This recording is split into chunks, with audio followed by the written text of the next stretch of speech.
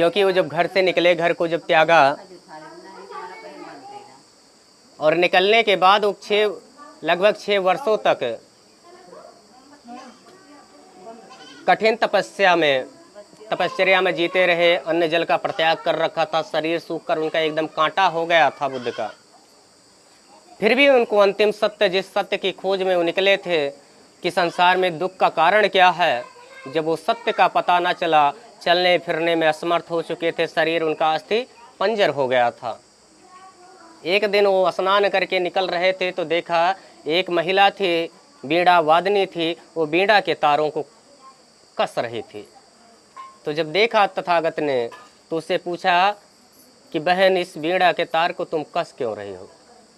तो उसने जो जवाब दिया, उसने कहा कि हे मुनिवर, यदि इसके तार कसे न गए तो इसमें से अच्छे सुर और संगीत नहीं उभरेंगे। फिर बुद्ध ने पूछा कि अगर ज़्यादा कस दोगी? तो बुद्ध ने कहा फिर ये तार टूट जाएंगे या तो मेरी उंगलियां कट जाएंगी। और वहीं तब बुद्ध को समझ में आया कि अब तक मैं जिस रास्ते पर चल रहा था वो रास्ता ही गलत था। मैं तो शरीर को बर्बाद करने पर तुला था, और जब शरीर ही सलामत न रहेगा तो मैं हासिल क्या करूँगा। और संयोग से सुजाता नाम की एक स्त्री थी, उसने वट वृक्ष से मनौती मांगी थी कि यदि मुझे पुत्र रतन की प्राप्त होगी तो मैं इस वट को खीर दान करूँगी। वो स्नान करके आकर उसी वृक्ष के नीचे बैठे थे और सुजाता की मनौती पूर्ण हो चुकी थी। तो उसने सोचा कि अब चल करके खीर चढ़ाना चाहिए। वो लेकर के जब पहुंची उस वृक्ष के नीचे तो बुद्ध वहाँ बैठे थे। तो उसने सोचा साक्षात वृक्ष ही इंसानी रूप में है, जो कि उसे नहीं पता था कि थक करके चल करके कहीं से आए विश्राम कर रहे हैं। तो कटोरा सीधे खीर का बुद्ध को पकड़ा दिया। बुद्ध ने उस खीर को बड़े प्रेम से ग्रहण किया, और जब खीर पूरा पिया सही से तो एक नई ऊर्जा शरीर में आई, और फिर अन्न जल ग्रहण करना चालू किया, और जो शरीर सूख चुका था फिर सामान्य अवस्था में लौटा। लौटने के बाद वो बोधि गया में पहुँचे, इस बोधि वृक्ष के नीचे बैठे, और जब पूर्णतः समाधि में बैठे और प्रण करके कि आज अगर मैं संबोधि को जब तक पा नहीं लूँगा तब तक यहाँ से उठूँगा नहीं। तो रात्र के प्रथम पहर में उन्हें मार की चेतनाओं ने घेरा। मार की चेतना का मतलब तमाम कुविचारों ने, कि मैं तो इतने बड़े राज्य का राजकुमार था, युवराज था, मेरे पिता ने मुझे हर ऋतु के अनुसार अलग अलग महल बनवाए थे, दास दासियां नौकर चाकर भर रहते थे कि सारे पर वो तत्पर रहते थे मेरे काम के लिए। मेरी सुंदर पत्नी थी, मेरा सुकुमार बालक राहुल था, उन सबको छोड़कर मैं जंगलों में क्यों भटक रहा हूँ? इन तमाम विचारों ने, यानी मोह, लगाव, मार की चेतनाओं ने घेरा। उन तमाम को विचारों से संग्राम करते हुए अंततः बुद्ध को जो संबोध मिली, वो संबोध थी प्रत्युत समुत्पाद कहा जाता है। और उनके संबोध का मूल मार्ग जो है वो था मध्य मार्ग। बुद्ध ने कहा कि संसार में 2 प्रकार की अति है। पहली अति है शरीर को अत्यधिक कष्ट देना, भूखे रहना, प्यासे रहना, जटाजूट रहना, जंगलों में भटकना, धुनी रमाना, कीचड़ लपेटना। इससे किसी का कल्याण नहीं हो सकता, इससे केवल शरीर का पतन होता है। क्योंकि जब शरीर कष्ट में रहेगा तो मन प्रसन्नचित नहीं होगा, और जब मन प्रसन्नचित नहीं होगा तो किसी चीज़ को हासिल आप सही तरीके से कर ही नहीं सकते। और दूसरी अति है अत्यधिक सुख के पीछे भागना, शरीर को अत्यधिक आराम देना। जब इंसान अत्यधिक आराम देता है तो शरीर रोगग्रसित हो जाता है। इसलिए भगवान बुद्ध ने कहा कि मध्यम मार्ग ही उत्तम मार्ग है। न ज़्यादा अति किसी बात की अच्छी नहीं है, न ज़्यादा सीधे बनने की, न ज़्यादा बुरे बनने की। यदि ज़्यादा सीधे बनोगे तो दुनिया आपको कुचल डालेगी, और ज़्यादा कड़वे बनोगे तो दुनिया आप पर थूकेगी। क्योंकि आप जंगल में चले जाइए, देखिएगा जो सीधे पेड़ होते सबसे पहले आरा उन्हीं पर चलाया जाता है, टेढ़े मेढ़े वृक्षों कोई नहीं। यानी अत का भला न बरसना, अत की भली न धूप, अत का भला न बोलना, अत की भली चुप। अत किसी बात की, ना ही हम केवल शाकाहारी रहब, ना ही हम केवल निछान मांसाहारी रहब, तो किसी बात की इतनी परिस्थिति के अनुसार अपने आप को जो ढाल ले वही अच्छा भी होता है, वही अपनी संतति को और अपने आप को बचाए रखता है। क्योंकि इस सृष्टि में, संसार में तमाम प्रकार के प्राणी उत्पन्न हुए, वो विलुप्त भी हो गए। मनुष्य एक ऐसा प्राणी है जो हजारों वर्षों से अपनी संतति को आगे बढ़ाता रहा, क्योंकि वो परिस्थितियों के अनुसार से अपने आप को ढालने की कला उसमें विद्यमान है। यानी लकीर का फकीर मत बनिए। आज चिट्ठी का ज़माना नहीं, डायरेक्ट मोबाइल का युग है, और सोच आप चिट्ठी के ज़माने में रखे रहेंगे या बैलगाड़ी वाले ज़माने पर, तब तो दिक्कत हो जाएगी। या इसी बात को कबीर साहब कहते हैं कि हाँ कहूँ तो है ना ही, ना कहा न जाए, हाँ और ना के बीच में साहिब रहा समय। संत कबीर कहते हैं कि जिस तथाकथित काल्पनिक ईश्वर की तलाश में मेरा ये अंधभक्त समाज भटक रहा है, वो हकीकत में है ही नहीं, तो मैं उसे हाँ कैसे कह दूँ। लेकिन अगर ना कहूँगा तो समाज मुझे पागल ठहरा करके मार डालेगा। इसलिए उस हाँ और ना के बीच का जो मार्ग है वही उत्तम मार्ग है। जैसे भगवान बुद्ध ने कहा कि इस बात पर दिमाग ना लड़ाओ कि दुनिया कब बनी, कैसे बनी, क्यों बनी, किसने बनाया। दिमाग इस बात पर लगाओ कि जो कष्ट आपने सहा, जो दुख सहा, वो आपके बच्चों को ना सहना पड़े, उन्हें एक अच्छा भविष्य, एक अच्छा कल दे करके जाओ। और उसी बात को कबीर जी कहते हैं कि कहत कबीरे जगंधा, जैसी अंधी गाय, बछड़ा था सो मर गया, झूठी चाम चटाए। वो कहते हैं जिस तरह एक अंधी गाय का बछड़ा मर गया तो उसके मालिक ने उसकी खाल में भूसा भर करके उसके सामने रख दिया। बेचारी अंधी थी, उसे दिखता नहीं था, उसे चाट करके वो अपना बच्चा समझकर दूध देती रही। उसी तरह पाखंडियों ने जगह जगह अपने मृत पुतलों के मंदिर बना करके खड़े किए हुए हैं, और हमारा ये अंधभक्त समाज वहाँ जा कर के अपने आप को लुटवाता है। जैसे वो कहता ना, मानव देव नहीं पाथर, कहत मानत है तो दया नहीं, हमहू जानती पाथर है, तू जानता है पाथर है। कहे मतलब कही है रात है। मूलतः इस प्रसंग की तरफ लौटते हैं। एक छोटा सा प्रसंग है, पटाचारा का नाम सुना होगा या ना सुना होगा, सुनिए। श्रावस्ती के एक बड़े व्यापारी की पुत्री थी, धनाढ़। उनके यहाँ नौकर चाकर की कमी ना थी, न धन धान की कोई कमी थी। तो जब वो विवाह के योग्य हुई, सयानी हुई,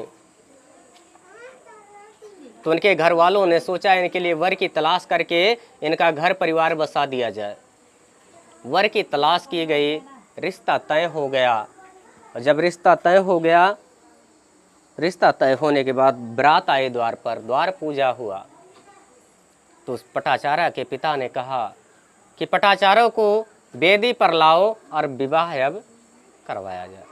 जब घर वाले अंदर गए तो पता चला कि पटाचारा घर में है ही नहीं, अपने ही घर के एक नौकर के साथ घर छोड़ करके जा चुके थे। घर छोड़ करके एक जा करके दूसरे नगर में अपनी गृहस्थी बसाई उन्होंने। गृहस्थी जब बसा ली, बसाने के बाद समय बीतता गया, साल 2 साल का समय बीता। पटाचारा जब गर्भ से हुई, गर्भ की वेदना से जब शरीर पीड़ित होने लगा, तब उनको एहसास हुआ कि यदि यहाँ पर मेरी देखभाल करने वाला कोई होता तो मुझे इस पीड़ा से ना गुजरना पड़ता। क्योंकि मेरा यहाँ पर केवल हम 2 लोग रहते हैं, एक मैं और मेरा पति, और वो भी दिन भर काम की तलाश में चला जाता है। तो शाम को जब एक दिन उसका पति आया तो उसने अपने पति से कहा कि एक काम करो, गरम हो जाए, नीचे कुछ रख दिए ना, नीचे उतार दिए, ये का लगा दिए जला के। शाम को जब आया तो उसने अपने पति से कहा कि एक काम करो, आप मुझे मेरे मायके पहुंचा दो, क्योंकि वहाँ पर मेरी माँ है, मेरी भाभी हैं, मेरी बहन है, वो मेरी देखभाल कर देंगी। क्योंकि जिस अवस्था में मैं हूँ मेरे देखभाल करने वालों की आवश्यकता है। बस बस बस बस एक ही चले आवश्यकता है, क्योंकि आप दिन भर काम की तलाश में चले जाते हो और कोई है नहीं जो मेरी देखभाल कर सके। तो कृपया करके मुझे मेरे मायके पहुंचा दो, वहाँ सब मेरी देखभाल कर देंगे। तो जो वेदना मुझे झेलनी पड़ती है, जो दुख झेलने पड़ते हैं, शारीरिक कष्ट, मानसिक कष्ट, उससे मुझे निजात मिल जाएगी। तो उसके पति ने कहा कि बात तुम्हारी सत्य है, ठीक है, लेकिन ज़रा सोचो, अगर इस समय हम तुम्हारे मायके तुम्हें लेकर के चलेंगे तो तुम्हारे मायके के लोग ताना मारेंगे, उल्हाने देंगे कि जब तो सुख का समय था तो पांव उठाकर भाग लिए, और थोड़ी सी विपदा, थोड़ा सा दुख क्या आया, झेल न सके, मुंह उठाए चले आए। इसलिए हो सके तो जाने की जिद छोड़ दो, मुझसे जो हो सकता है मैं करूँगा। मान गए। समय के साथ साथ उसने अपने पुत्र को जन्म दिया, और जब जन्म देने के बाद जो शरीर की वेदना, पीड़ा था, उस बच्चे की किलकारी को देख करके उस पीड़ा और वेदना को भूल गई। वो 2 साल का हुआ बच्चा, फिर दूसरे बच्चे के जब जन्म की बारी आई तब समस्या गंभीर हो गई, क्योंकि पहला बच्चा ही छोटा था और दूसरे बच्चे की समस्या, और घर में केवल ये 2 लोग।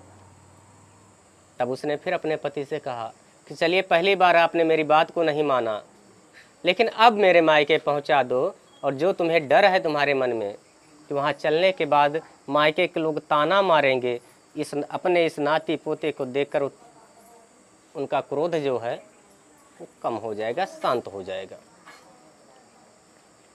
पटाचारा के पति ने भी सोचा कि अगर इस बार भी मैं नहीं मानता हूँ तो इसे दुख होगा, क्योंकि इसने मेरे ही विश्वास पर अपना घर छोड़ा है, तो इस बार ले चलना चाहिए। चल पड़े तीनों लोग। तो आज की तरह मोटर वाहन का ज़माना नहीं होता था, सड़कें नहीं हुआ करती थी, पगडंडी का रास्ता होता था और जंगल के मार्ग होते थे। कुछ दूर गए थे तो जोर से आंधी पानी चलना चालू हुआ, ओले पड़ने लगे। तो पटाचारा को डर लगा कि अभी कुछ आकर के लगे तो मुझे, मेरे गर्भस्थ शिशु को नुकसान होगा। उसने अपने पति से कहा कि कुछ व्यवस्था, कुछ इंतजाम करिए हमारे लिए। तो पटाचारा के पति ने कहा, एक काम करो, तुम यहाँ पर बच्चे को लेकर के रुको, मैं जा कर के कुछ व्यवस्था करके आता हूँ। वो चला गया झाड़ियों के पास, कुछ झाड़ी वाड़ी काट रहा था, जैसे कास या सरपत वगैरह।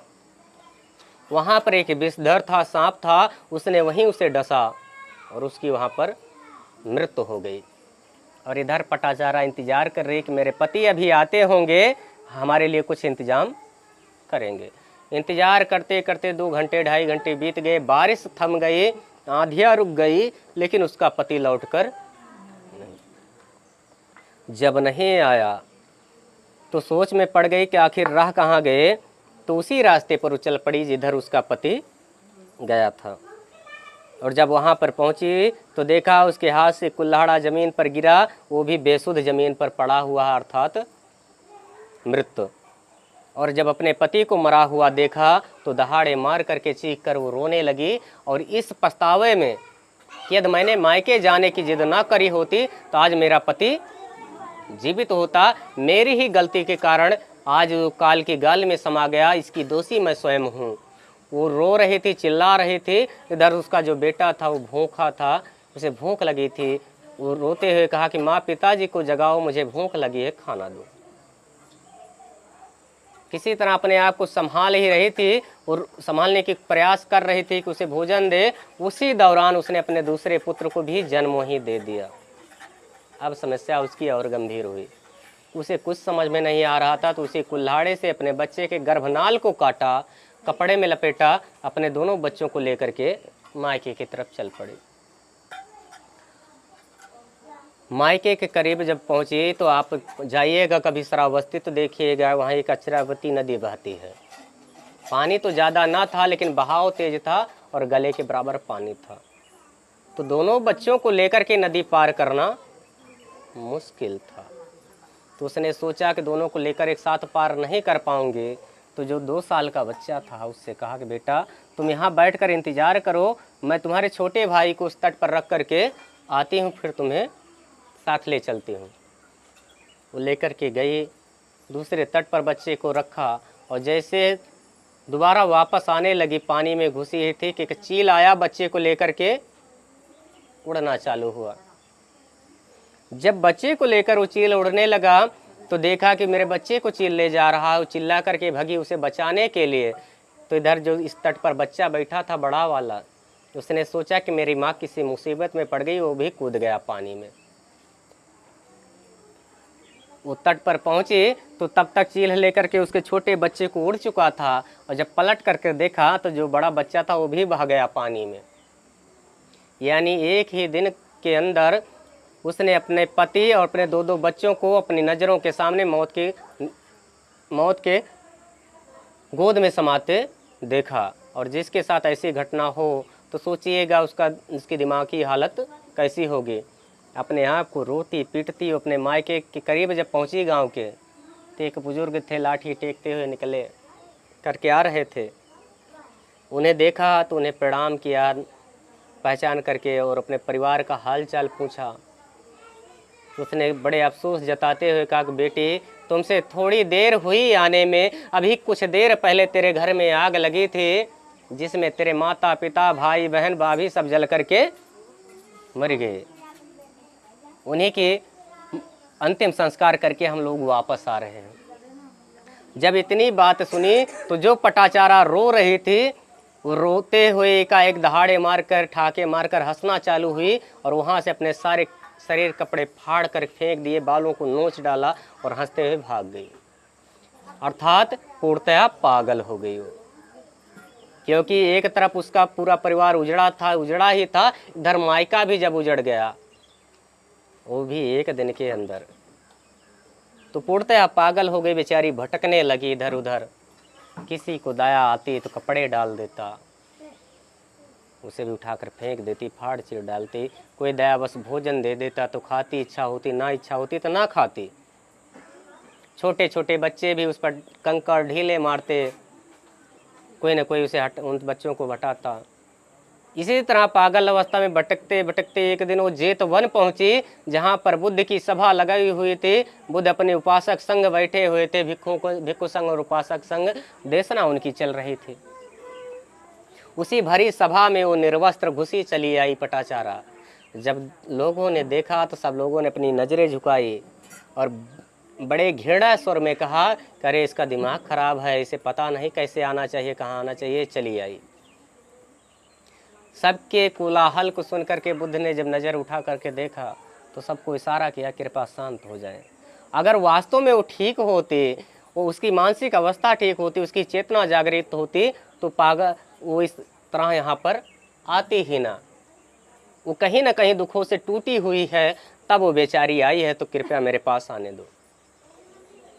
जब वो करीब आई तो बुद्ध ने बड़ी प्रेम पूर्ण वाणी से कहा कि हे बहन, तू अपने चित्त को संभाल। मुझे मालूम है तेरी हालत को देख करके कि तुझ पर दुखों का पहाड़ टूटा है, लेकिन अपने आप को संभाल।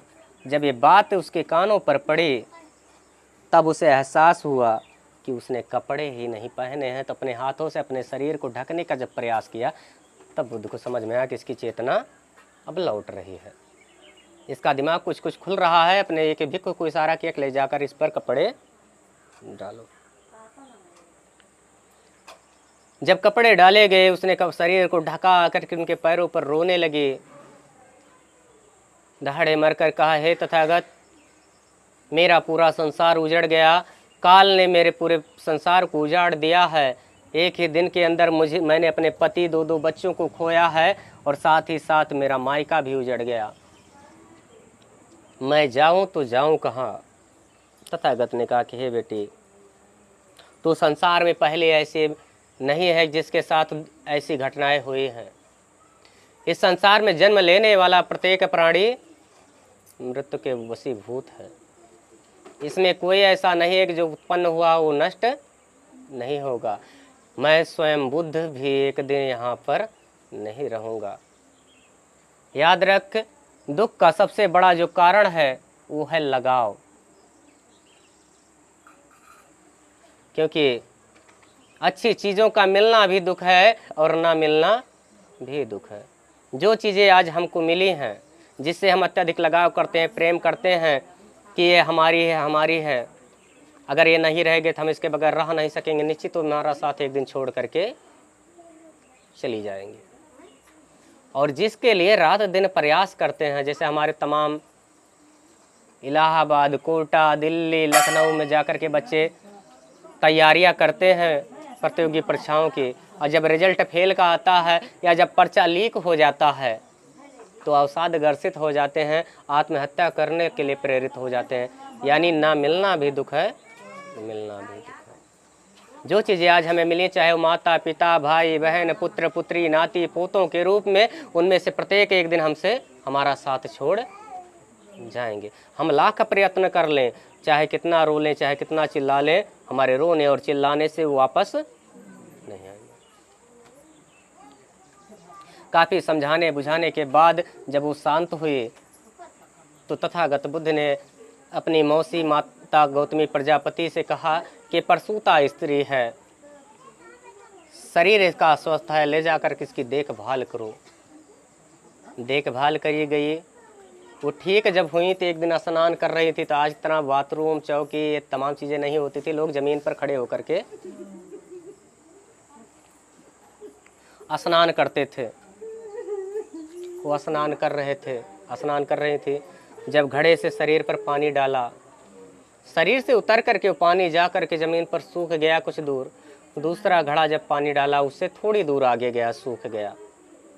और तीसरा घड़ा जब पानी डाला तो उससे थोड़ी दूर आगे जा करके जब सूखा, वहीं उनको ज्ञान हुआ, समझ में आ गया कि संसार की यही गति है।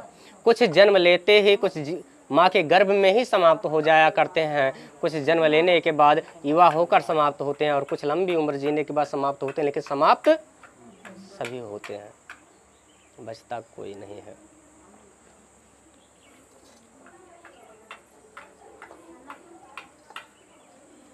इसीलिए अपने आप को सम्यक रूप से समाहित रखें, दुख में ज़्यादा घबराए नहीं कि दुख है और ये दुख का पहाड़ मुझ पर टूटा है, कभी समाप्त नहीं होगा।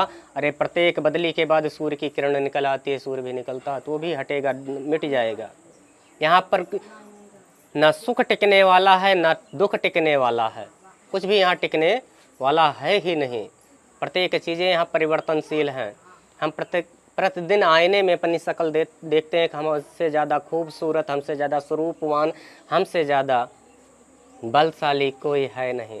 हम गुमान करते हैं कि हमसे ज़्यादा पहुंच वाला, पकड़ वाला, परिवार वाला, धन संपत्ति वाला कोई नहीं है। लेकिन जब कभी एक बार शमशान जाना पड़े तो देख लीजिए, वहाँ गौर करके आपसे ज़्यादा संपत्ति, ताकत, परिवार वाले, धन संपत्ति वाले, ज्ञान वाले वहाँ चिता की राख बनकर ना जाने कब के खाक में मिल चुके हैं। तो मनुष्य को कभी भी सुख में उछलना नहीं चाहिए कि हम पड़ोसी को खरीद लेंगे, और दुख में घबराना नहीं चाहिए कि केवल मुझ पर ही टूटा है। अरे निकलिए बाहर तो आपसे भी ज़्यादा दुखी लोग इस संसार में पड़े हैं। तो अपने आप को सम्यक रूप से समाहित रखें, मन को विचलित ना होने दें, क्योंकि ये पुष्प एक डाली पर खिला था, आज तोड़ करके बिखेरा गया है, कुछ क्षण बाद ये सूख जाएगा। और यह प्रत्येक प्राणियों की गति है। दूसरा प्रसंग है किस्सा गौतमी का। मगध की रहने वाली एक स्त्री थी।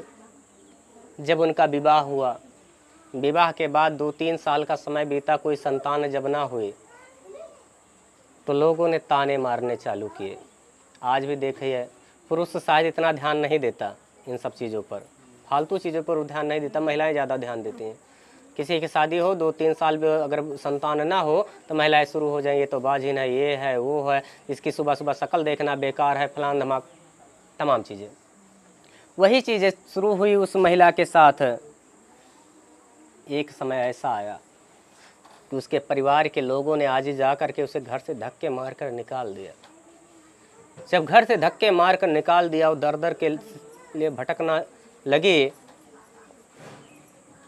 और जिस समय उसे घर से निकाला गया था उस समय न परिवार के लोगों को पता था कि ये गर्भ से हो चुकी है, न पटाचारा को मतलब किस्सा को स्वयं पता था।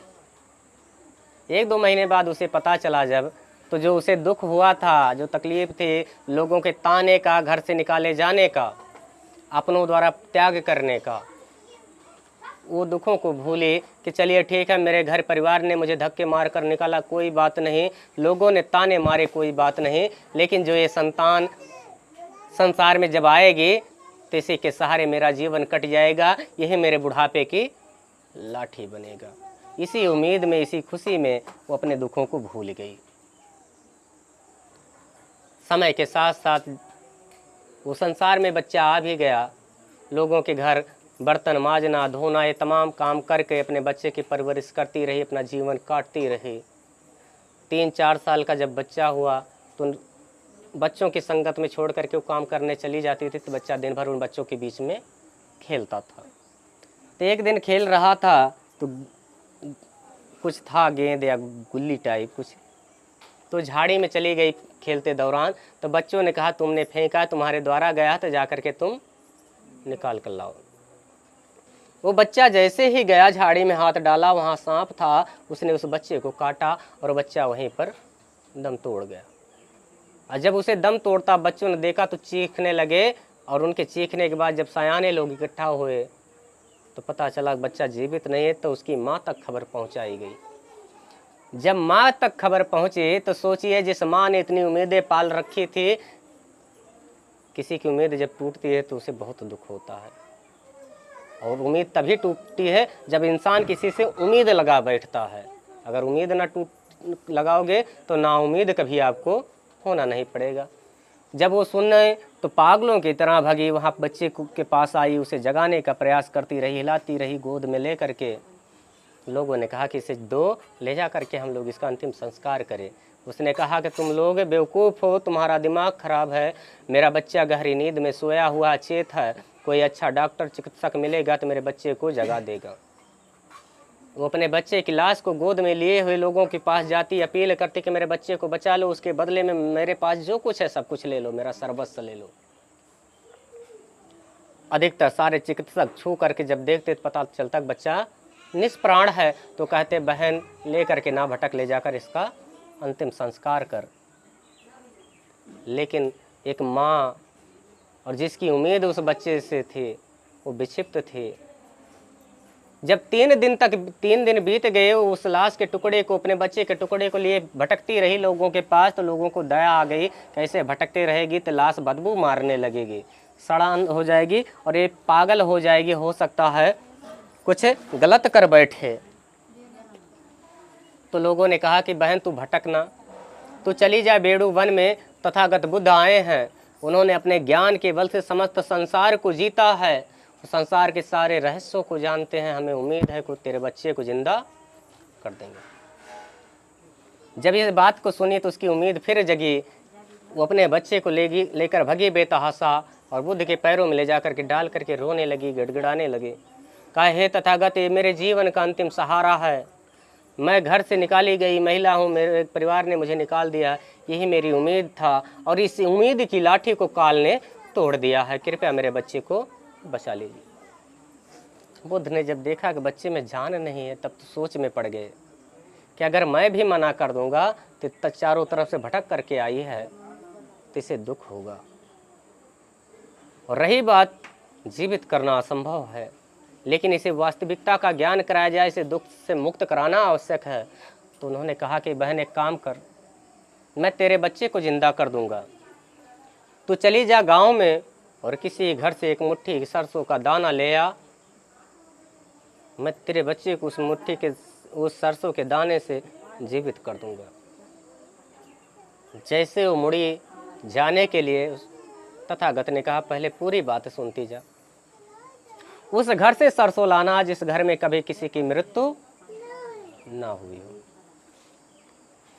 वो बेताशा भगी, गांव के पहले दरवाजे पर, घर पर दस्तक दिया, उसने खटखटाया। घर के लोगों ने जब पूछा कि बहन किस लिए आई हो, उसने कहा मेरे बच्चे के जीवन का सवाल है, उसे काल ने डस लिया है, उसे बचाने के लिए बुद्ध ने एक मुट्ठी सरसों का दाना मांगा है कृपया अगर हो सके तो दे दो। अब ऐसा कोई निष्ठुर व्यक्ति नहीं होगा कि एक मुट्ठी सरसों किसी के प्राण अगर जा रहे हों बचाने के लिए ना दे सके। तो लोग कहते हैं कि एक मुट्ठी की बात क्या बहन, उससे ज़्यादा लेकर के जाओ। जैसे वो घर में मुड़ने लगते, वो कहती भैया पहले बता तो दो कि आपके घर में कभी किसी की मृत्यु हुई थी कि नहीं हुई थी।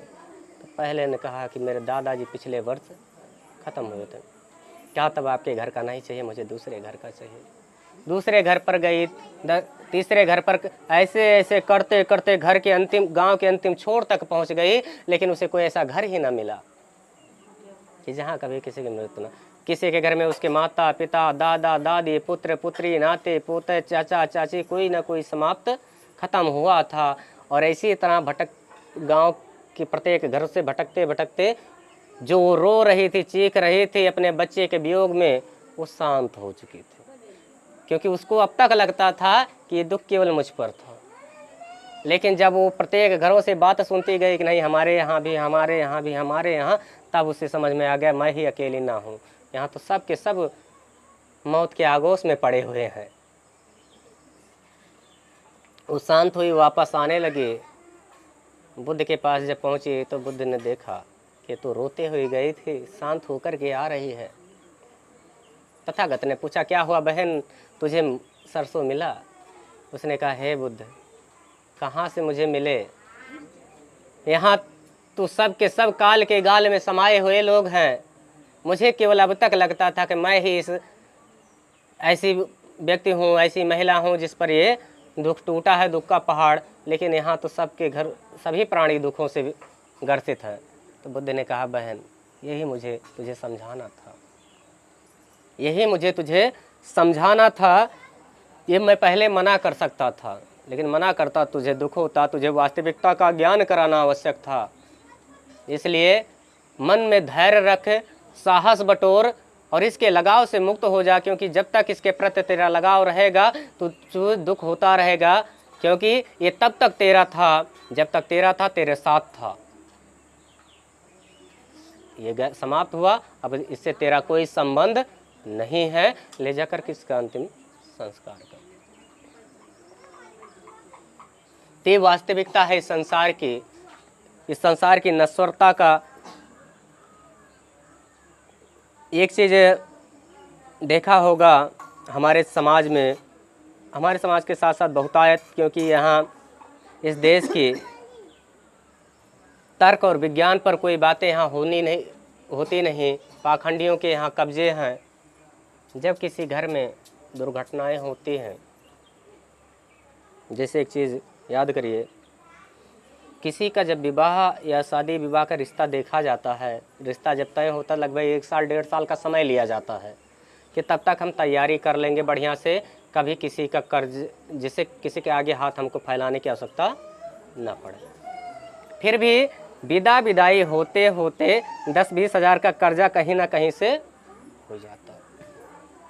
लेकिन मृत्यु एक ऐसी दुखदायी घटना है जिसका कोई अता पता नहीं होता, कोई टाइम निश्चित नहीं होता, कब आकर के आन पड़े, कब आकर के गिर जाए। और आने से पहले हो सकता हो व्यक्ति बीमार पड़ा हो, हॉस्पिटल जाना पड़ा हो, घर की धन संपत्ति भी बर्बाद हुई हो। और 4 जानवर एक बाड़े में अगर रहते हो, उसमें से एक जानवर यदि खत्म हो जाए तो बाकी बचे जानवर भी 2-4 दिन सही से चारा नहीं उठाते हैं। मृत्यु होने के बाद लोग आते हैं और इस बात का एहसास दिलाते हैं कि आप इस दुख की घड़ी में अकेले नहीं, हम सब भी शरीक हैं। लेकिन किस तरह? पनीर और पूड़ी खा करके। कहेंगे कि अगर दिमाग में डाला जाता कि ये न करबा, तियसबा, वसबा, सामाजिक दबाव बंधन इन पर डाले जाते हैं, जो कि मनुष्य सृष्टि का सबसे श्रेष्ठ प्राणी है, लेकिन पशुओं से भी ज़्यादा गलत काम कर बैठता है। जिस घर में सारे लोग मातम में हों, दुखों से उनके आंखों से आंसू बह रहे हों, उस घर में उस लोगों पर दबाव डाल देना का आप पकवान बना करके सबको खिलाओ, ये बेवकूफ़ी है। इसका प्रत्याग करना आवश्यक है। साथ ही साथ जब मृत्यु होती है जो जीवन भर चारपाई पर बिस्तर पर सोते हैं। भोजन उनको करना होता थाली में दिया जाता है कि रोटी चावल दाल सब्जी अलग अलग। जैसे ही मृत्यु होगी तुरंत 4 लोग आएंगे, तुरंत इनको ज़मीन पर लेटा दो। अरे ले तो जाना ही है, 2 घंटे बाद 4 घंटे बाद आपको उन्हें शमशान। तो कम से कम उस अंत्येष्ट शरीर का तो सम्मान करो। कहते हैं कि मृत्यु होने पर दुश्मन भी चला आता है, तो आप उसके अपने हैं। ज़रूरत इस बात की होती है कि ऊंचे स्थान पर तख्त पर उसे रखा जाए, उस शव को वहाँ पर कुछ फूल रख दिए जाए कि आने वाले सारे आगंतुक नात रिश्तेदार भाई बंधु से थोड़ा थोड़ा फूल डाल करके अंतिम विदाई दे ले। नहीं, ये सब नहीं किया जाएगा। पैरा 4-5 बोझ लाए फैलाए के गम्मद बिछा देंगे। डालने के बाद जब लेकर के वहाँ जाएंगे, साथ में घी लेकर के जाते हैं, डंडा बड़ा सा लेकर के जाते हैं। जिस माता पिता भाई बहन को कभी थप्पड़ न मारे हों, एक अनपढ़ गवार डोम के कहने पर 5 बार उसके सिरहाने पर सर पर मारा जाता है। और वहीं अपराधीकरण कर दिया जाता है आपका। अपराधीकरण मतलब एक गमछा के साथ साथ गले में एक चिट दे दी जाती है। जैसे कैदियों की एक पहचान होती है, एक ड्रेस कोड होता है, पहना दिया जाता है। जैसे कैदियों को जेल में एक टाइम का पहले व्यवस्था तो दोनों टाइम मिल रहा अलग बात है, लेकिन इनको आज उस ज़माने के कैदियों की तरह रखा जाता है कि एक अलग चारपाई या तखत दे दिया जाता है। जो उनका अंतिम संस्कार करता है उसे वहीं बैठा दिया जाता है कि आप वहीं बैठे रहिएगा। कभी कि जब तक सारा कार्यक्रम समाप्त ना हो जाए, इनसे कोई मिले ना जुले, ना हाथ ना मिलावे। जो कि ज़रूरत इस बात की होती है, जिसने अपने प्रियजनों का अंतिम संस्कार किया हो तो मन से टूटा हुआ होता है। उसके पास लोग बैठें, बोले चालें, हंसी मजाक करें, उसका मन उधर से भटकाएं तो नहीं, उसे अलग बिठाया जाएगा। उसके लिए घर के बाहर खाना बनाया जाएगा, क्योंकि उसने क्या किया है, जो अंतिम संस्कार किया वो अपराध किया था। वो घर में पड़ा रहने देता तब वो पुण्य होता। जो ले जा कर के उस शरीर की अंत्येष्ट की सदगति प्रदान कर दी, वही उसने अपराध कर डाला। और अपराध कहाँ लगा होता है? सर के बालों में। सर के बाल उतरे, सारा अपराध साफ।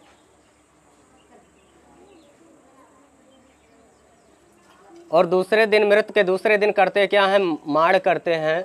और माड़ के दौरान खाना ले जाकर वहाँ रख करके आते हैं जहाँ कुत्ता भी पेशाब करना पसंद नहीं करता, खाए खंदक में। हकीकत में जो आपके पुरखों की परंपरा या विरासत जो रही है वो ये है कि 7वें दिन श्रद्धांजलि का कार्यक्रम किया जाता है। वो भी उसमें मृत भोज वर्जित होता है। अल्पाहार करा सकते हैं, चाय पानी नाश्ता कर सकते हैं, वो अलग बात है। या जो आए हैं जो रुकेंगे उनके लिए तो भोजन तो ज़रूरी है, लेकिन सुख और दुख के भोजन में अंतर होता है। सुख और दुख के भोजन में अंतर होता है। विवाह मुंडन में भी पूड़ी पनीर और मृत्यु में भी पूड़ी पनीर, वो तो अंतर होना चाहिए।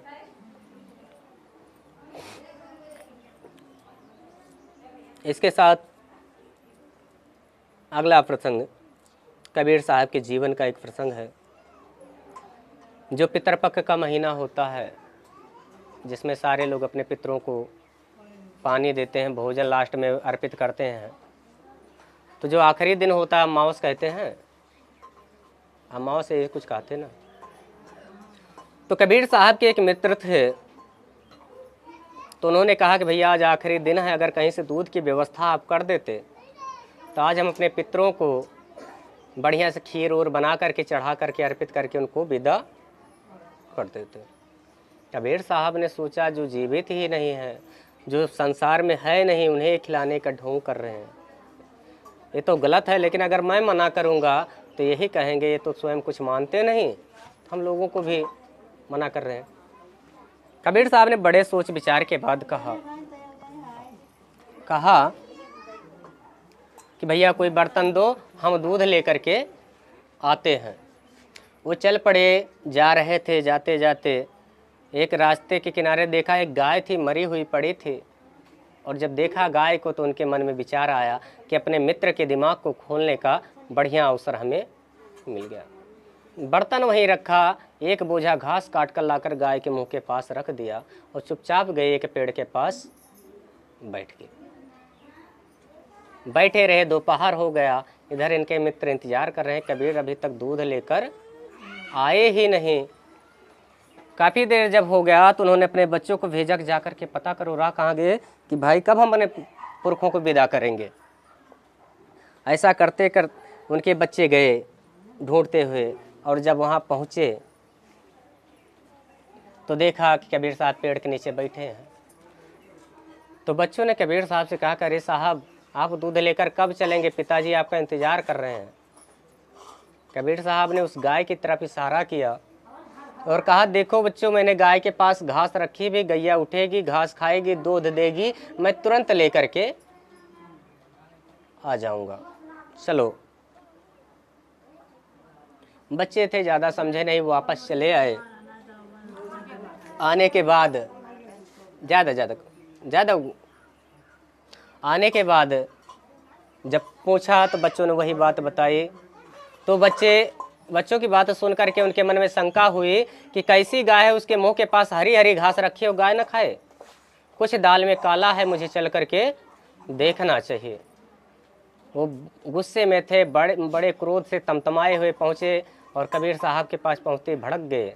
कहा, इतनी देर कर दी, अभी तक दूध लाए नहीं, हम अपने पुरखों को विदा कब करेंगे। कबीर साहब ने उस गाय की तरफ दिखाया उनको और कहा, देखो अभी घास रखी है, गैया उठेगी, घास खाएगी, तभी तो दूध देगी। जब गाय को देखा कि गाय उठ भी नहीं रही है, घास रखी है, तो उनका संदेह और गहराया। वो चले गए गाय के पास, उसे हट फट किया तो गाय न हिली न डुली। और जब छू करके देखा तो पता चला उसके प्राण ही शेष नहीं है, प्राण ही शेष नहीं। तो वो गुस्से में लाल हुए और कबीर साहब को लगे फटकारने। कहा, तुम्हारा दिमाग खराब है, तुम पागल हो, ये गाय मरी हुई है और मरी हुई गाय घास कैसे खाएगी। कबीर साहब ने कहा कि आपकी बात सत्य है। उनके मित्र ने कहा कि तुम बेवकूफ़ हो सकते हो, मैं नहीं, जो गाय मर चुकी है वो घास नहीं खा सकती। कबीर साहब ने कहा कि आप अपनी बात पर कायम रहेंगे। उन्होंने कहा, एक नहीं सैकड़ों लोगों के बीच में मैं कायम रहूँगा कि जो गाय अब जीवित ही नहीं, वो घास खा नहीं सकती। तब कबीर साहब ने कहा, बहुत बढ़िया आपने कहा, तो सुनिए और ज़रा सोचिए। हो सकता है गाय 2 घंटा पहले या 24 घंटा पहले मरी हो, अभी इसके शरीर का अस्तित्व यहाँ पर बना हुआ है। अगर इस शरीर होते हुए निष्प्राण गाय घास नहीं खा सकती, तो आपके पुरखे ना जाने कब के मर खप गए, उनकी चिता की राख भी नहीं बची, वो खीर क्या खाक पिएंगे। तब उनके मित्र को समझ में आया कि बात तो सही है। तो उन्होंने कहा, भैया यही पहले कह दिए होते। कबीर साहब ने कहा, पहले कहते तो तुम्हें बुरा लगता, समझ में ना आता, इसलिए प्रमाण सहित समझाना तुम्हें जरूरी था। जैसे जीवित अवस्था में जो समाज हमको एक बिस्सा जमीन तक नहीं छोड़ा कि लहसुन भी गाड़ सके, और हमारे मरने पर हमारे पुरखों के लिए स्वर्ग में प्लाट बुक करता है, कहता हम मंत्रों के माध्यम से वहाँ स्वर्ग में उनको पहुँचा देंगे। हकीकत यह है, जो मरा वो लौट करके आया नहीं, और जीवित कोई गया नहीं, तो देखा कैसे स्वर्ग कैसा है, नर्क कैसा है। दूसरी बात, स्वर्ग या नर्क किसी जमीन पर है। यदि आप जीवन में सुख सुविधा और रोगों से मुक्त होकर समाज में सम्मान से जिए तो वही स्वर्ग है, और जीवन भर यदि कष्टों में जीना पड़ा और अपमानजनक जिंदगी जीनी पड़ी तो वही नर्क है। स्वर्ग नर्क कहीं नहीं इस धरा के बाहर। जैसे एक राजा थे, उनकी माताजी काफ़ी वृद्ध थीं, लगभग 70-80 साल की, बीमार अवस्था में खटिए पर चारपाई पर पड़ी थीं। तो एक दिन राजा ने सोचा कि माताजी बीमार है, ना जाने कब क्या हो, कब उनका जीवन शेष हो जाए, तो मुझे अगर उनकी कोई इच्छा हो तो पूछ लेनी चाहिए। तो गए, जाने के बाद उनको प्रणाम किया और कहा, माताजी यदि कोई आपकी इच्छा हो तो मुझे बता दीजिए, मैं पूरी कर दूंगा। उनकी माताजी ने कहा कि बेटा, अगर आम खाने को मिल जाता तो मन को बड़ा सुकून होता, मन तृप्त हो जाता। जब ये बात राजा ने सुनी, तुरंत नौकरों से कहा, तुरंत कहीं से भी मिले आम लेकर के आओ। नौकर भागे और गए, आम तोड़ा या खरीदा, जो भी किया हो लेकर के आए। और जैसे ही उनके पास उनके बिस्तर के पहुँचते, उससे पहले उनके प्राण पखेरु उड़ गए। उनके प्राण पखेरु जब उड़ गए, अब राजा शोक में आया।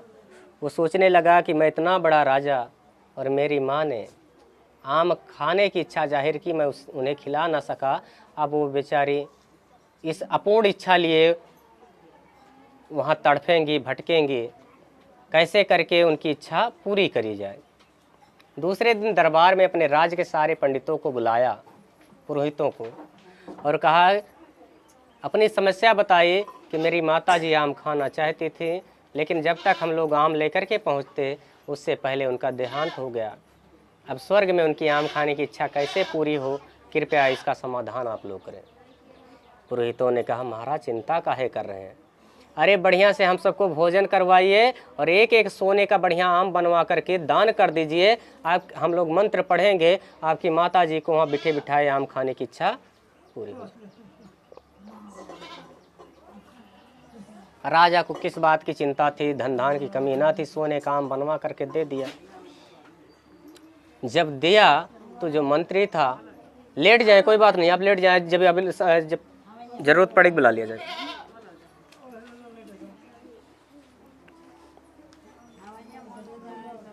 उसके बाद उसके मंत्री ने सोचा कि ये लोग अगर राजा को इतना बेवकूफ़ बना सकते हैं तो आम जनता को कितना बनाते होंगे, इनको सबक सिखाना जरूरी है।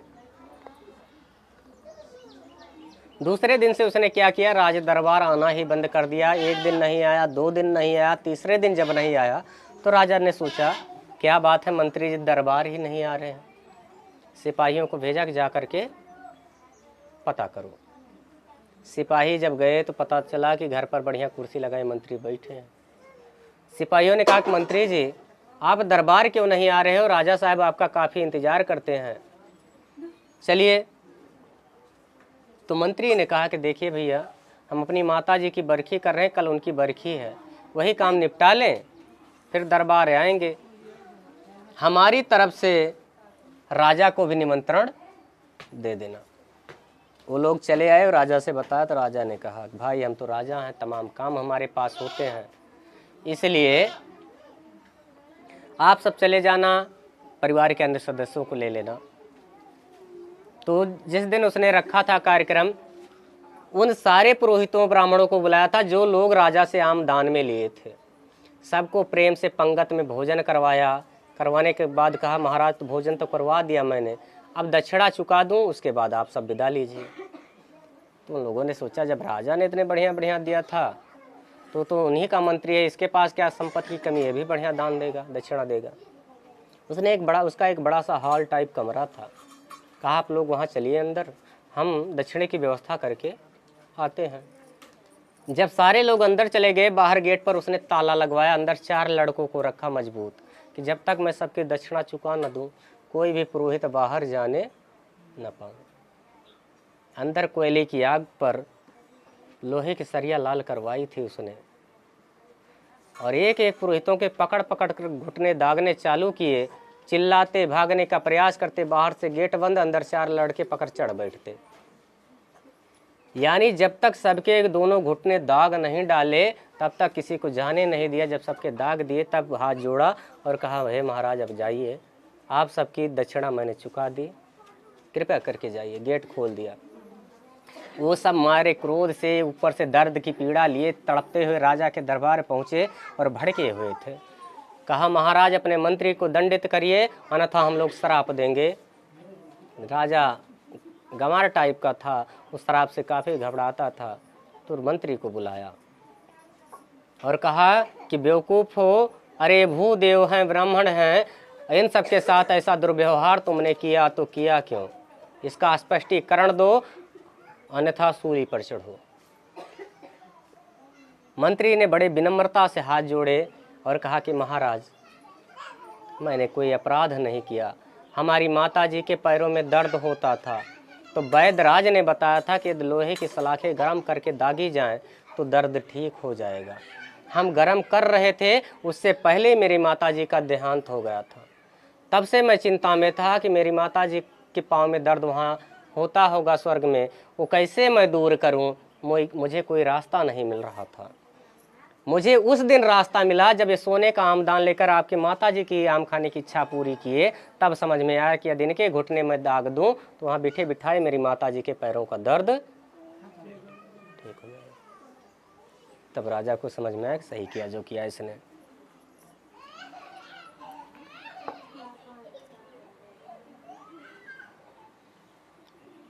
इसीलिए जब तक इंसान जीवित है जो कर सकते हैं वो करिए, जो हो सके, क्योंकि उसके ना रहने के बाद उसे कुछ मिलेगा नहीं। और दूसरी बात, इस उम्मीद में या इस विश्वास में ना पड़े रहो कि अगर ऐसा नहीं करेंगे तो भटकेंगे, या जैसे एक दिमाग में बैठाया गया 1,84 योनियों में भटकना पड़ेगा, कौआ किलाटी फलान ढमाक बनेंगे, नहीं बनेंगे। क्योंकि मरने के बाद किसी का जन्म नहीं होता, मरने से पहले वो दूसरा और तीसरा जन्म ले चुका होता है अपने बच्चों, अपने नाती पोतों के रूप में। क्योंकि प्रत्येक प्राणियों में गुण होता है।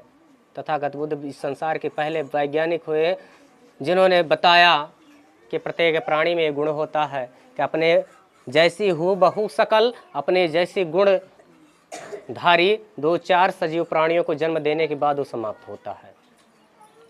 विज्ञान भी यही कहता है कि पिता का डीएनए पुत्र में और माता का डीएनए पुत्री में ट्रांसफ़र होता है, जो हर साल एक ख्वाब देखते हैं कि हम 7 जन्मों तक पति पत्नी रहेंगे। नहीं रह सकते हैं, आपका अगला जन्म पुत्र पुत्री के रूप में यानी भाई बहन के रूप में हो चुका होता है।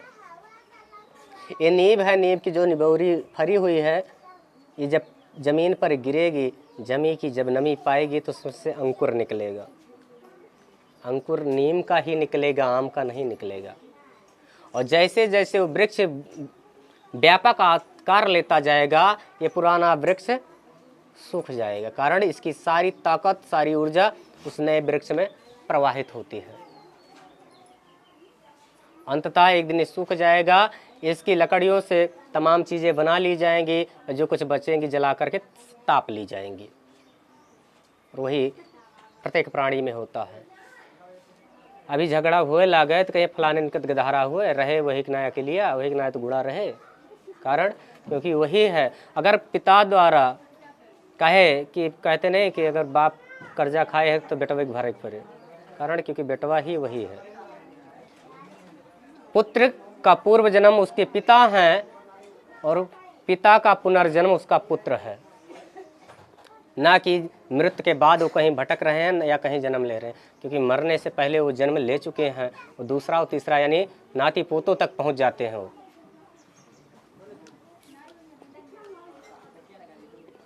एक चीज देखा होगा और देखा जाता है, प्रत्येक गांव में स्थिति है, प्रत्येक घरों में किसी पुरुष का जीवन साथी अगर बिछड़ जाए तो शायद उसके साथ उतना भेदभाव नहीं किया जाता। घर में कोई मांगलिक कार्यक्रम हो, शादी विवाह हो, उस पर ज़्यादा ध्यान नहीं देते। लेकिन यदि महिला का जीवन साथी गुजर जाए, उसके साथ कोई अनहोनी हो जाए, उसका पति खत्म हो जाए, तो ये समाज जो मानव है, दुनिया का सर्वश्रेष्ठ प्राणी माना जाता है, वो अपनी मनुष्यता पहले मार लेता है।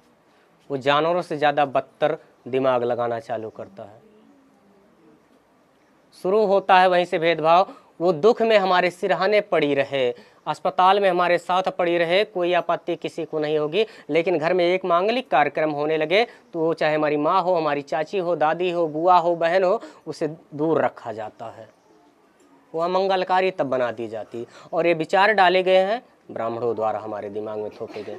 क्योंकि कभी सती प्रथा के नाम पर उसे जलाया जाता था, कानून द्वारा बंद हुआ तो सर छिलवा करके उसे बनारस और में छोड़ दिया जाता था, मथुरा में छोड़ दिया जाता था। सामाजिक जब और परिवर्तन आया तो आज ये है, उसे एक तो प्राकृतिक ने अन्याय किया, उसका जीवन साथी छीन लिया। एक हम इंसान होकर के उसकी प्रति ऐसा अन्याय करते हैं कि जिस दिन से उसका पति गुजरेगा उसी दिन से चालू हो जाएगा, करे तो अच्छे कपड़े पहन लिए, बहुत गड़बड़ कर दिया है, इसे अच्छे कपड़े पहनने का कोई अधिकार नहीं है, उसे खुश रहने का ही अधिकार नहीं है। जब तक जिए वो खुश ना रह सके। दुख दुख सहे, अच्छा ना भोजन करे, ना अच्छा कपड़ा पहने, कुछ नहीं कर सके, उसे दूरी बना ली जाती है। यहाँ तक कि लोग इतने गिर जाते हैं, कहेंगे सुबह सुबह कहीं उसकी शक्ल ना देखनी पड़ जाए, नहीं तो अन्न जल से भेंट नहीं होगा। ये को विचार इनके दिमाग में पलते हैं। और याद रखिए, मनुष्य विचारों द्वारा निर्मित प्राणी है, और जैसा सोचता है वैसे बनता है। मनुष्य विचारों द्वारा निर्मित प्राणी है, वो जैसा सोचता है वैसे बनता है। देखा उस इंसान को विचार पनपे हमारे दिमाग में गलत, नुकसान उसका नहीं, हमारा स्वयं होगा। कोई किसी के लिए अपशकुन नहीं होता, किसी के लिए कोई मनहूस नहीं होता। अगर कुछ भी गलत या अच्छा होता तो उसके जिम्मेदार हम स्वयं होते हैं, हमारे स्वयं के कर्म, हमारे स्वयं के विचार होते हैं। एक नगर में एक व्यक्ति था, उसे लोगों ने इतना बदनाम कर रखा था कि मनहूस है। अगर इसकी शक्ल सुबह सुबह देखी तो अन्न जल से भेंट नहीं होंगे। एक दिन संयोग से उस नगर का जो राजा था वो निकला था सैर करने, अचानक दोनों की भेंट हो गई। अब राजा सोच में पड़ गया, अरे भाई इसके बारे में तमाम अफवाहें हैं कि मनहूस है, अपशकुनी है, ना जाने आज दिन कैसा गुजरेगा। यानी इतनी बातें सोच डाली उसने। आया, नहा धो करके दरबार में बैठा। दरबार में बैठा था कि पहली सूचना आई कि महाराज सीमा पर उपद्रव हो गए, आक्रमण हो रहा है। सैनिकों को आदेश दिया जा करके रोको। कुछ देर बाद दूसरी सूचना आई कि महाराज राज के अंदर दंगे फसाद हो रहे हैं, सिपाहियों से कहा जाकर रोको। ये मामला निपटा ही नहीं था, तीसरी खबर आ गई कि महाराज आपके फलाने रिश्तेदार जो थे वो खत्म हो गए। अब राजा को बात याद आ गई, सुबह सुबह उसकी शक्ल देखी थी, इसीलिए तीन घटनाएं आज हो गई। राजा भड़क गया, कहा जा करके उस मनहूस को तुरंत गिरफ्तार करके लाओ। गिरफ्तार करके लाया गया, न उसका दोष जाना गया, न मुकदमा चलाया गया, कुछ नहीं, डायरेक्ट फांसी सुना दी गई। तो जब फांसी दी जाती है तो एक परंपरा निभाई जाती है, अंतिम इच्छा पूछी जाती है। उससे पूछा गया कि भाई कोई अंतिम इच्छा हो तो बता दो, हम लोग पूरी करवा दें। उसने कहा राजन इच्छा तो कुछ नहीं, बस एक बात कहनी थी। तो राजा ने कहा ठीक है, जो कहनी है कहो। उसने कहा केवल मुझे आपसे नहीं कहना, सारे नगर के लोगों को आज बुलवाइए और उन्हीं के समक्ष मैं अपनी बात कहूँगा। इकट्ठा हुए सारे लोग, राजा ने आदेश दिया, कहा ठीक है कहो भैया। उसने कहा कि हे राजन, इस संसार में आपसे बड़ा मनहूस कोई नहीं है। इतनी बात सुनते तो राजा पूरी तरह लाल हो गया क्रोध में। कहा अगर तुझे मरना ना होता अभी फांसी पर तो पहले पटक करके मारता। तेरी हिम्मत कैसे हुई मुझे मनहूस कहने की, लेकिन अब कह दिया है तो कारण बता। उसने कहा कि इसलिए मैं कह रहा हूँ कि आपसे बड़ा मनहूस इस संसार में कोई नहीं है, क्योंकि सुबह सुबह आज सबसे पहली शक्ल मैंने आपकी देखी थी और मुझे फांसी हो रही है, यानी मैं मरने जा रहा हूँ। तो आपसे बड़ा मनहूस संसार में कोई नहीं महाराज। राजा को ही समझ में आया कि कोई किसी के लिए गलत नहीं होता, यदि कुछ भी गलत होता तो उसके जिम्मेदार हम स्वयं होते हैं। क्योंकि जब मन में शंका और डर उत्पन्न हुआ तो निश्चय है कि शरीर की एंटीबॉडी को गलत मैसेज, गलत संदेश जाएगा और कुछ ना कुछ गलत होगा। और इसका जीता जागता उदाहरण है, पिछले 2 वर्ष पहले अमेरिका में एक रिसर्च हुआ था।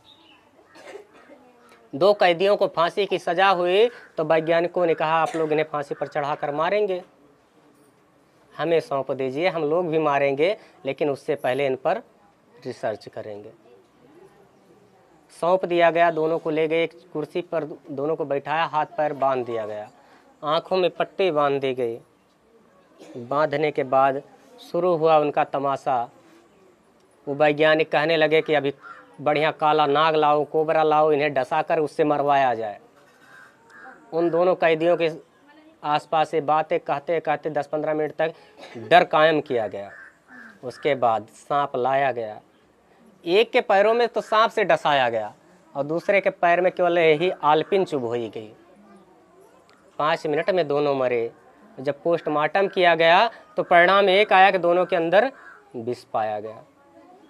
ये कैसे संभव हुआ? काटा तो सांप ने केवल एक को था, लेकिन संभव हुआ ऐसे क्योंकि जब दिमाग ने माना कि मुझे सांप ने काट लिया है, तो शरीर की प्रतिरोधक क्षमता ने उस विष से लड़ने के लिए प्रतिविष तैयार किया और वो अपने ही विष से मर गया।